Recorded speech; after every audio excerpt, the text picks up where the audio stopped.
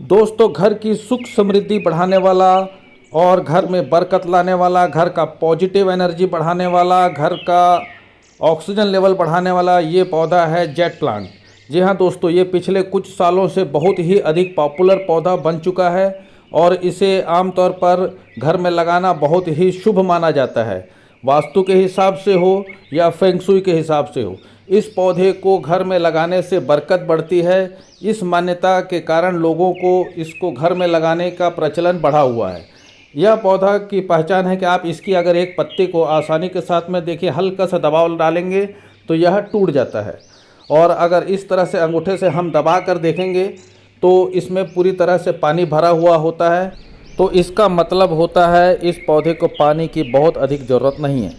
इस पौधे के गमले की मिट्टी अगर पूरी तरह से सूखी हुई दिखाई दे तभी आप इसमें पानी दें। लगातार पानी देने से इसकी जड़ें कमज़ोर हो जाती हैं और गलने लग जाती है। आप देखेंगे कि यह छोटे से छोटे गमले में भी आसानी के साथ में ग्रो कर जाता है, इसलिए इसे बोनसाई के रूप में या टोपियारी के रूप में इसे लगाना बहुत पसंद किया जाता है। और इस तरह के जो छोटे छोटे गमलों में लगे हुए टोपियारी बाज़ार से अगर ख़रीदने के लिए जाएंगे तो यह 200, 300, 400 रुपये में नर्सरी वाले बेचते हैं। और नर्सरी वाले ये झूठ बोलकर भी बेचते हैं कि इस पौधे को आप इंडोर रख सकते हैं, जबकि इसे इंडोर बिल्कुल नहीं रखना है। इसे 5 से 6 घंटे की तेज़ धूप बहुत पसंद होती है।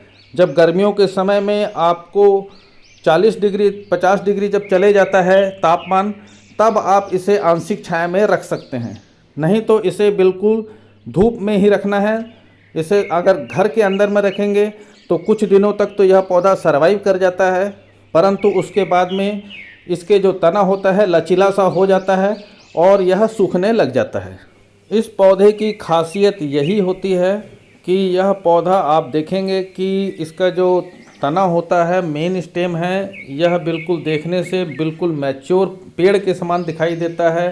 ऊपर में इसमें जो पत्ते होते हैं वह जितना हम इसे प्रूनिंग करते जाएंगे उतने घने होते जाते हैं और यह एक पेड़ के रूप में तैयार हो जाता है। आप इसे डेकोरेटिव गमलों में रख सकते हैं। देखिए, हमने ये डेकोरेटिव गमलों में भी इस तरह से आप इसे घर में रखेंगे या गार्डन में रखेंगे तो यह बहुत ही आपके गार्डन की खूबसूरती को बढ़ाएगा। इसके अलावा आप इस तरह से ट्रे में भी रख सकते हैं और इसमें आप और भी कुछ नीचे में डेकोरेटिव चीज़ें रख के आपके गार्डन की खूबसूरती को बढ़ा सकते हैं। तो चलिए हम बात करते हैं इस पौधे को प्रोपोगेट कैसे किया जा सकता है। तो इस पौधे की खासियत यह है कि इस पौधे के आप छोटी सी छोटी कोई सी भी एक शाखा ले लीजिए, छोटा सा भी, देखिए हम इस तरह से कटिंग ले लेंगे और इसे अगर हम प्रोपोगेट करना चाहेंगे तो बहुत ही आसानी के साथ में यह प्रोपोगेट हो जाता है। इसे करने के लिए आपको नीचे की जो ये पत्तियां हैं आपको उसे हटा देनी है और हटाने के बाद में जहाँ भी गीली मिट्टी दिखाई दे आप उंगली से उसे छेद करके हल्का सा इस तरह से दबा दीजिए। कुछ ही दिनों में आप देखेंगे कि इसमें अन्य पौधे के हम दिखा देते हैं, छोटे से पौधा है, आप उसकी जड़ें देख लीजिए, इतनी आसानी के साथ में इसकी जड़ें आ जाती हैं और इस तरह यह नया पौधा तैयार हो जाता है। तो आप एक पौधे से हज़ारों पौधे इसी तरह तैयार कर सकते हैं। इस पौधे में बीमारी या कीड़ों के अटैक के बारे में अगर बात करेंगे तो इसमें बीमारी वही होती है इसकी जड़ें गलने की। बहुत अधिक पानी गिर जाए या बरसात के समय में यह बहुत अधिक पानी इसमें रुक जाए तब इसकी जड़ें बहुत जल्दी गल जाती हैं। और इस पौधे में अगर हम कीड़े मकोड़ों के अटैक की बात करेंगे तो इसमें मिलीबग का अटैक बहुत जल्दी होता है। आप जब भी मिलीबग का अटैक ध्यान से देखेंगे तो अगर हो सके तो उस भाग को काट के हटा दीजिए, नहीं तो मिलीबग के अटैक के लिए आप नीम के तेल का बीच बीच में स्प्रे करते रहें। और मिलीबग को हटाने के लिए जिस तरह से हमने पहले भी कुछ वीडियो में बताया है कि शैम्पू और थोड़ा सा विनेगर मिलाकर अगर हम उसमें स्प्रे कर देंगे तो मिलीबग ख़त्म हो जाता है।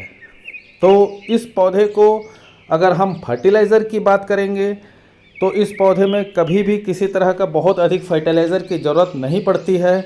आप कोई विशेष खाद नहीं है। अगर आपके पास में अन्य पौधों को जब भी आप खाद देते हैं, जिस तरह से मस्टर्ड केक का लिक्विड हम बनाते हैं या फिर काऊ डंग का लिक्विड फर्टिलाइज़र हम तैयार करते हैं, वह इस पौधे के लिए बहुत ही शानदार खाद होती है।